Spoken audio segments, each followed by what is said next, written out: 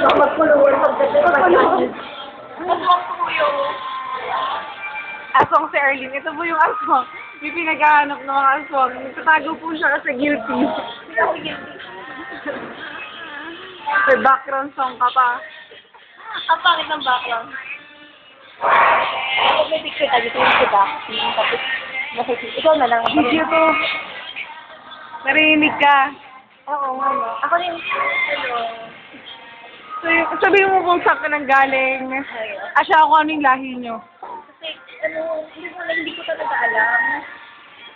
Kasi nagulat na lang ako. Sabi ng lola ko, may papasok daw siya sa akin. Sabi niya parang pasok lang daw. Mas maraming pasok daw. So, naisip ko, plul. Kasi sabi niya matigas. Tapos sabi niya parang kain ng something.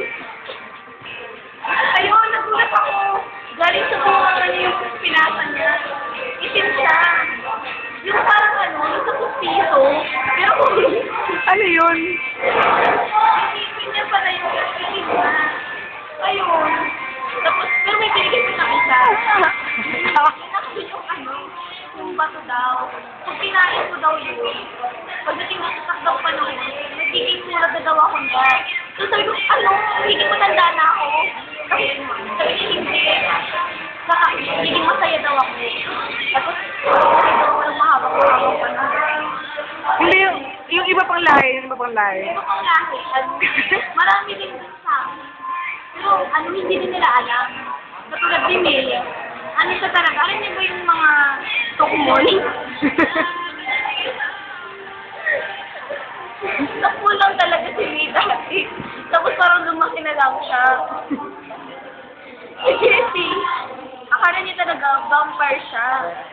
Pero yung mga magulang niya, parang alam niya sa parang ganun sila. Ano yun? Yung mga pumapatay. Pero hindi siya vampire. Si Jaja naman. Si Jaja, yan. Tawag ba nun? Ano yung tawag mo sa kanila? Si Jaja, Sigbin yun. Sigbin, parang aso. Paggabi, makikita mo siya, nakatulong. Tapos may mga ginagamit ng mga albularyo para gumaling sila. Sinig, yan. Nag-iisa na lang sa lahi nila. Kapag nawala siya, wala na talaga. Kaya gusto mong palahin sa'yo. Hindi. Ayoko. Galing na, tuloy mo. Ano yung lahi ni Mig? Ha? Ano yung lahi ni Mig? Hindi ko din alam yung tawag sa kanila, pero lahat kaya nilang gawin. Oo, lahat. Pwede silang bumultikal. Tapos tipin yung ibang tutuhod. Oo nga, magaling sila mag-Harlem. Ano ba sabi mo Harlem? Oo, magaling sila mag-Harlem. Tapos ang ginagamit nila, daliri lang, tapos naka-headstand. Grabe. Ano masabi mo sa lahi nila Arlene? Sabi ko sa line. Ano ba? Ako lang interview nyo. Sige. Ikaw naman, ano naman nangyayari sa nyo? Nangyayari sa amin? Siyempre, obvious naman, di ba? Gumulat ka pag habang tumatanda. Di ba pangit din yung lahi? Lagi na ka ganun. Oo. Sige nga, ngiti pa nga. Hindi, di ba yung lahi nyo, aswang? Alam mo na ba yung alam ka naman ng lana? Hindi ko alam yung lana eh. Hindi, wag mong tanggi. Hindi, actually pwede baby oil. Kasi lana, masyado nang makaluma yung baby oil. Pag yung sinaano mo yung baby oil, kumukulo sa'yo yun. Hindi, kasi ko sa'yo kumukulo.